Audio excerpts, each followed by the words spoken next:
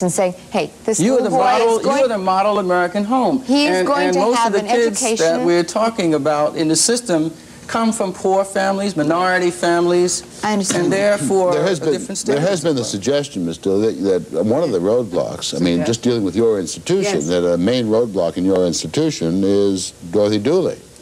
That you don't... So I hear. Well, I mean, there are a lot of people out there who want these babies, handicapped, older, whatever. Right. And you're not moving as quickly and as... I'm going to tell you right now, at this present moment, today, out of all of the children there are at the New York Family Hospital, and we are the largest one there is, I have 25 children for whom I do not have a home identified for adoption. I have a fantastic recruiter. But if you were giving me those... How can you, excuse me, how can you explain to me, you had a little girl in your institution who was spinal bifida, club-footed, blind, profoundly retarded, hydrocephaly, and it took a state senator, Senator Jay Rollison, to get that child out. After I recruited a family, through one of your workers came to me and asked me to recruit a family. I recruited a family, and from the day that family showed an interest, it took 11 months, an intervention of a state senator. Wait a minute, I'm not through. But another child in Connecticut. You tell me why. Why? Because your agency kept postponing the surgery to close the spine, and it took one phone call from a state senator to get that kid out of there. Why is it that a little girl in Connecticut right now, not finalized from your institution, retarded, quadriplegic, wheelchair bound, 11 months to get from the day of inquiry to the day of placement, and incidentally, your agency is not making sure that family gets the exceptional rate of subsidy. They're getting what they call additional per diem. In other words, the child is being ripped off for $244 a month. Again, I'd like to move it to a national perspective, because one can just, and I don't think we ought to be just talking about this one situation. All right. What we have been looking at the American Enterprise Institute are for positive alternatives to present system. We looked at the city of Detroit. We found that a group called Homes for Black Children challenged agency practices and set up their own private organization and placed 137 black youngsters in homes, and that was more than the 12 public and private agencies placed in the same period of time. They did so by reducing the paperwork. The time of the study was reduced from 2 years to 6 months.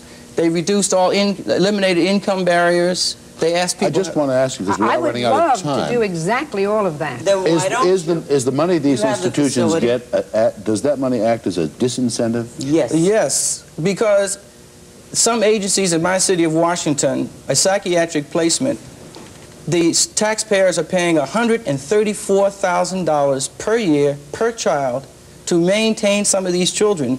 Now, if the majority of this money goes for overhead and salaries for psychologists, psychiatrists, social workers, where is the incentive for placing even a child who is emotionally disturbed in a stable home? Exactly. I would very much like to move much faster, let me tell you.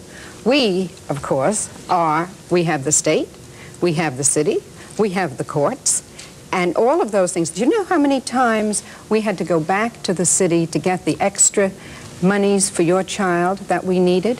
You know that, Mrs. But why is it that in the city of Detroit... I don't know why you wouldn't be willing to admit that. Brutal and cut you all off. We have run out of time. Agency With us today were Jane Dubuque, an adoptive parent, Dorothy Dooley of the New York Family Hospital, Beverly Sassoon, beauty expert and adoptive parent, and Robert Woodson, a fellow with the American Enterprise Institute. We'll be right back.